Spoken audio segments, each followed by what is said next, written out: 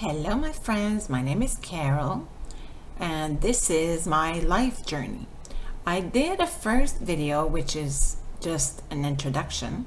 Then, my second video, I started my life journey, but I didn't start quite at the beginning. So, I decided today that I was going to start again, but at the beginning.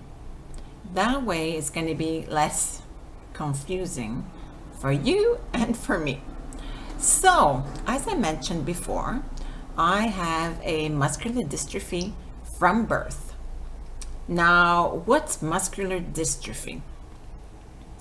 It's a defect with the muscles or with whatever system, the nervous system, that connects to the muscle.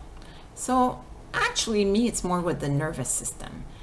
It's a spinal muscular atrophy that I have specifically. And it's as if, you know, those telephone commercials, can you hear me now?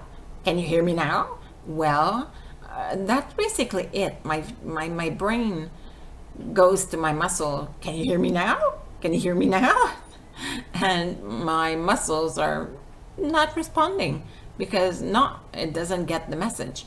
So that leads to weakening of the muscles. Then there's also the muscles themselves and other muscular atrophy, where the muscles themselves are missing something, so that they can develop. So a lot of people, that are good-willed will say, yeah, but you should try some exercise and lift some small weights and then you'll be able to lift some more. But they just don't understand that in our case, it's like having a tank of gas, which is a quarter full, maybe, sometimes 1/8. And it would be like completely wasting our gas on lifting weights. And then what would our machine of a body do? It would be left with absolutely no more energy. We would have to rest for a couple of days, even weeks, to get back our strength. Although, just like batteries, also sometimes we get tired very quickly, but if we rest for a minute or two, okay, we're able to do a small task, just like a battery that sometimes it seems to be dead, but then you take it out of the machine, put it back in, and whoops, you have power for like 2 minutes. So anyways, like I said, I have a muscular dystrophy from birth. But what's ironic is that I actually started walking very early. At 8 months, I was walking around. But at around 2 years old, I was walking and falling. So my parents decided to bring me to the hospital and have me checked. And they ended up doing a biopsy on one of my legs. And that's when they declared that I had a muscular dystrophy, and they told my mother that she was lucky if I lived till I was between 7 and 9 years old. Now you got to understand one thing, is that my mother has always been very fragile mentally. So she did like her first depression when she was 17, so I wasn't even around. I wasn't even in her thoughts. And so when she got that news, it was very hard on her.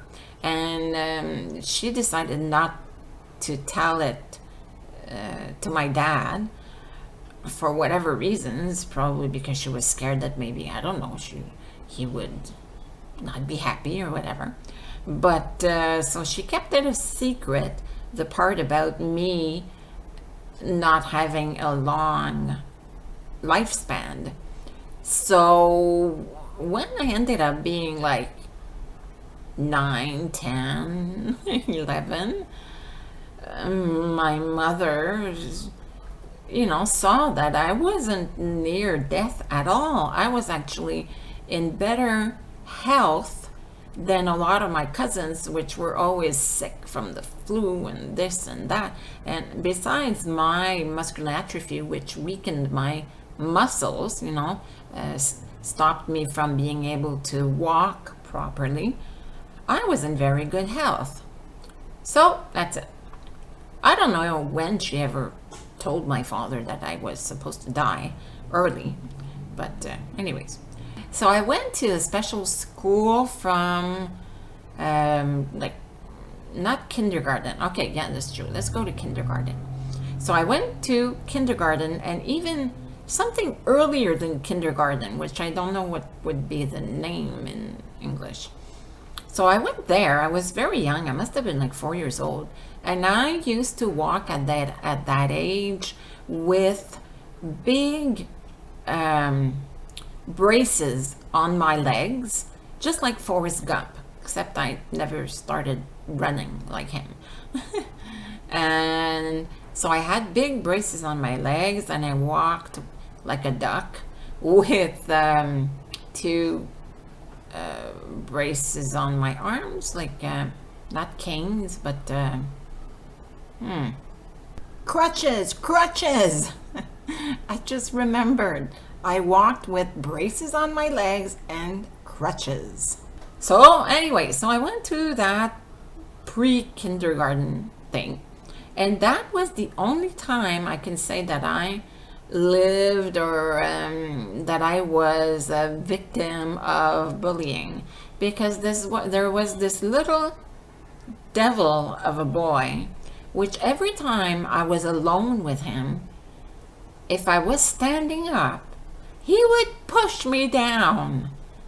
I wish I could actually meet him, if he's still alive today, and tell him how he traumatized me. So anyways, then I ended up going to a specialized school for handicapped people, but we were mixed in with mental handicaps and physical handicaps. So I went there until my 5th grade, and then that was the time where they were starting to integrate people like me into normal schools. So I was one of the first ones to get out. So my 6th grade was in a regular school, because I really didn't fit inside that special school. I felt like the black sheep, and I was always, I really did not feel like I was part of it. I remember I was maybe, how old was I? I must have been 10 years old, and I was putting like black eyeliner on my lips, and I was saying, one day I'm gonna go around like this with black eyeliner on my lips. And I was already starting to be weird, weird in the sense of like original or punkish a bit, like Cyndi Lauper, if you know Cyndi Lauper. And that's it. We were a few people that would hang out together, and we were the ones who would consider ourselves not handicapped, because there were some that really were not very brilliant, but actually quite a lot. Like most of the school had difficulty mentally. So us, the ones that were completely normal, we felt imprisoned in that school. We felt like we were being oppressed, So yeah, 6th grade, I'm in a regular school, and I already started to have like an interest in music. So I would have liked to be able to take music classes in school, but at that school, the only class that was not accessible was the music class. How ironic is that? So I couldn't do gym class either. So while everybody was in gym class, or when it was winter and everybody was outside, I would stay inside. And that's when I met Michelle. Michelle was this very tall kid for our age, because we were like 11 years old. And he was very tall, and he had broken his leg. So he couldn't do anything. So we were both in that same class. And that's when Michelle started to fall in love with me. And that lasted for many, many, many years. Because when I was in high school, I moved a lot in my life. I moved about more than 30 times. Not because there was anything wrong with where we lived, but simply because my parents decided, no, we didn't like it that much here, so let's move. So we had a couple of houses, we went into apartments, but 30 times is something. So I didn't stay long at the same school. So anyways, I was in my 6th grade. I was in West Montreal. And so I stayed there 1 year. And so Michelle had a crush on me, but I was very young and I wasn't really into boys. But then secondary 1, I was starting to be into boys. So when did I go out with Michelle? I went out with him and broke up with him so many times that it's really confusing. And it's really far back. Yeah, so I went out with Michelle at first. And then I don't know what. Poor Michelle was a really cute guy. He was really good looking. He was nice, but I don't know, he was boring. So I ended up breaking up with him. And then I ended up falling for this bum. Bums are so much more interesting. The losers of the school that are always cutting school and smoking and doing drugs. That's the one I fell for. So I was in secondary 1 again, but the last part of the year. And in that summer, I started going out with this guy. I don't know if I should name names, so I'm not going to name names anymore. So I went out with this guy who is actually one of my best friends today. And he was my first real boyfriend, I would consider. And so I went out with him for 1 whole year. And then I moved away again. But I moved away too far. I moved from one end of the city to another end again. I went back to west part of Montreal, the English part.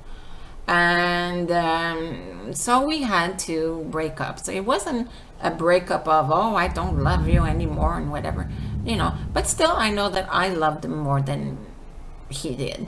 But still, I kept on seeing him after that once in a while. And we would still, I'm itchy. We would still, sometimes do some hanky-panky there. So he was my first love. He's the one I gave my cherry to, and I never, never, never regretted it, because, as I said, he is today one of my best friends. And he was supposed to be a loser in life, and ironically, he is far from being a loser. He's got his big hydraulics company with about 10 or 20 employees, but it's a big company worth millions. And so it's like, wow, don't ever let yourself be labeled, because you're not a label. You're not who people label you at all. You are what you decide you are, or what you're going to be. You know, I was never supposed to do anything much in my life either, just because I'm in a wheelchair and we don't expect much from people in wheelchairs. But I did so much in my life. The only thing I did not do so far is be able to work in a manner that I can sustain myself, you know. So, but it's not from lack of trying. I really, really tried, and I'm still trying today. So, and I really do believe that I am going to get off of welfare, because I started a new affiliates marketing business, and I'm an author of children's books, and also I'm starting to write romance and fiction, and I am convinced, I'm sure, I have no doubt that it's gonna work one day. Okay, so 16 minutes. Okay, so I'm in high school. So when I first came into high school, I'm sorry about the camera that's like jumpy if I move a little bit. It's not secure. I have to do something about it.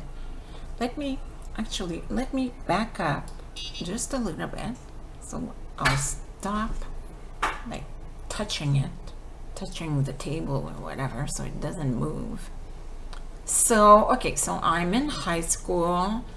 When I first came into high school, I was quite shy, you know, but still I was very open, friendly with people, but still, you know, I was this quiet little 12-year-old girl. But that's when I really came out of my shell. I made some friends, and they were not angels. They weren't the worst, but I mean, they weren't angels. They were normal teenagers. And so I was part of the gang. I was actually kind of the leader. You know, if I would do something, if I would wear 2 different kinds of earrings, everybody would start that. If I would start wearing a necktie, then they would do that. If I would start wearing 2 blouses, one on top of the other, they would start doing that. So I was sort of the initiator. But so that's when I really came out of my shell.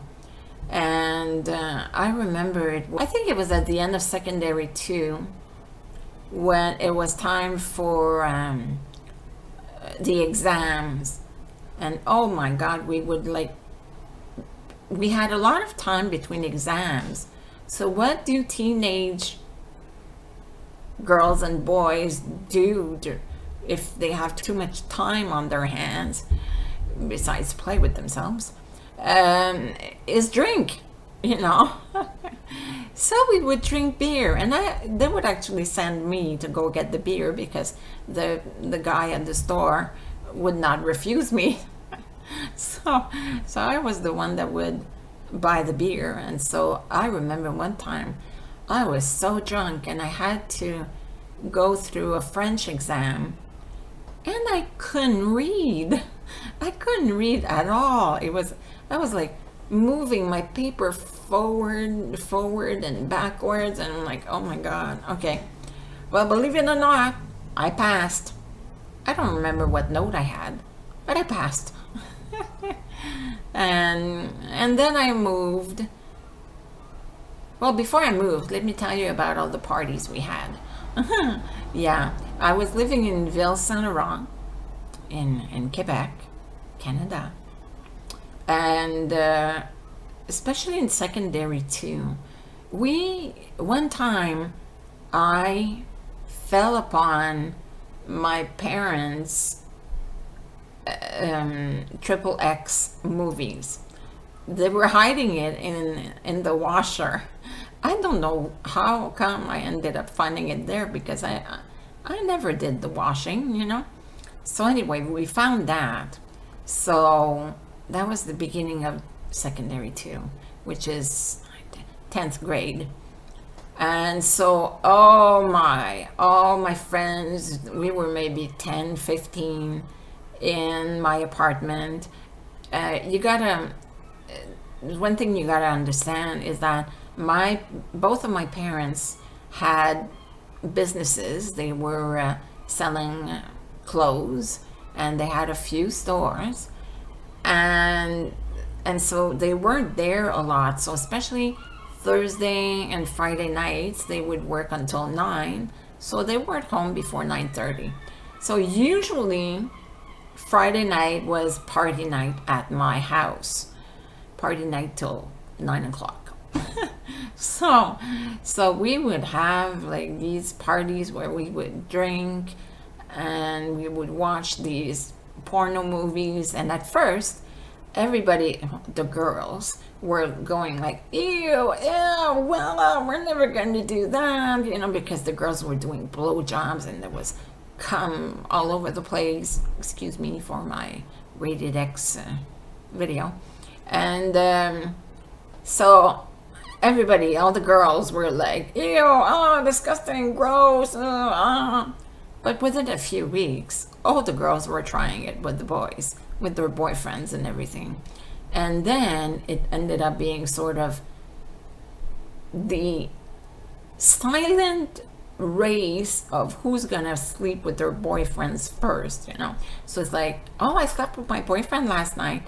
Oh yeah, oh, I did 2 weeks ago. Oh, I did 1 week ago, or So yeah, that's it. So I ended up giving up my cherry to my boyfriend, which I loved truly, when I was like almost 15. Yeah, 14 3/4. So I never ever regretted it, because he was always nice to me, and like I said, we stayed friends. And after that, when he ended up getting married, that's when I finally let go of him. And I just love his wife and his kids, and oh my God, they're such beautiful people, really beautiful, amazing people, loving people, and good people. Which they raise their kids in such a wonderful manner, a loving manner. They keep on reminding them every day that they love them, and it's amazing. So, okay, so secondary. Okay, and that's when I was around 14, that's when I started really developing a love for music. So I started with a couple of music classes. So in 9th grade, when I went back to the West Island, that's when the real passion started. So yeah, end of 8, 9. So I took some classes of, how can I say that, electronic music, with all synthesizers and computers. It was only barely starting. Actually, with the computers, it didn't start yet. It was only like little rhythm machines inside the synthesizers, where you would have to program note by note, and wow, it was long to do a song. And that's why the songs were so repetitive at the beginning of the 80s. The song, the notes would go because it would have been too hard to program something else. It was music in a loop. So I started learning that. And then my idol became Prince. And he truly changed my life. I know I mentioned it before in the other video. But when he died not long ago, about a year ago, a little more than a year, I literally cried for 1 week and felt bad for a little more, because he was such a big part of my life. Thanks to him, I really wanted to be a singer-songwriter and be the first one in a wheelchair to break down the stereotypes of people in wheelchairs. I wanted to show the world that we're just like anybody else, and I was very beautiful and sexy in that time, and so I even used that.